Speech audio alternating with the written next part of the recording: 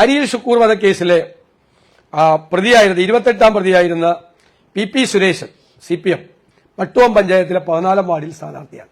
കൊലക്കേസിൽ ഒരു ചെറുപ്പക്കാരനെ ക്രൂരമായി കൊല ചെയ്ത കേസിലെ കൊലക്കേസ് പ്രതി CPMന്റെ സ്ഥാനാർത്ഥിയാണ്. ഫസൽ വധക്കേസിലെ പ്രതിയായ കാരായി ചന്ദ്രശേഖരൻ അന്ന് ഈ ജില്ലയിൽ കയറാൻ പറ്റില്ല എന്ന് പറഞ്ഞതുകൊണ്ട്, കണ്ണൂർ ജില്ലയിൽ കയറാൻ പറ്റില്ല എന്ന് പറഞ്ഞതുകൊണ്ട് ചെയർമാൻ സ്ഥാനം രാജിവെച്ചു പോയാൽ വീണ്ടും സ്ഥാനാർത്ഥിയായി. ഇപ്പൊ പോലീസിനെ സ്റ്റീൽ ബോംബെറിഞ്ഞ് കൊല്ലാൻ ശ്രമിച്ച കേസിൽ കോടതി 20 വർഷത്തേക്ക് തടവ് ശിക്ഷ വിധിച്ച DYFI നേതാവ് പയ്യന്നൂർ നഗരസഭയിലെ സ്ഥാനാർത്ഥിയാണ്. അതുപോലെ ലഹരിക്കടത്തുമായി ബന്ധപ്പെട്ട് ആലപ്പുഴ ജില്ലയിൽ CPM പുറത്താക്കിയ ഷാനവാസ് ഇപ്പൊ വീണ്ടും സ്ഥാനാർത്ഥിയാണ്. നല്ല കമ്മ്യൂണിസ്റ്റാണെന്നാണ് പാർട്ടി ജില്ലാ സെക്രട്ടറി പറഞ്ഞിരിക്കുന്നത്.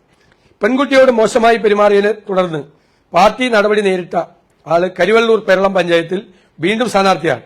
നേരത്തെ ലോക്കൽ സെക്രട്ടറി സ്ഥാനത്ത് നിന്ന് നീക്കിയ പ്രദീപനാണ് അവിടെ സ്ഥാനാർത്ഥി.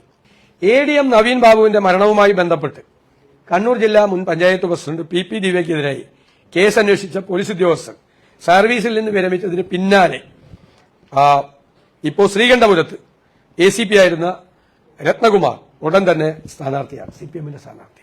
എന്ത് മെസ്സേജാണ് CPM ഇതുവഴി കൊടുക്കുന്നത്? വളരെ മോശമായ ഒരു മെസ്സേജാണ് CPM കൊടുക്കുന്നത്.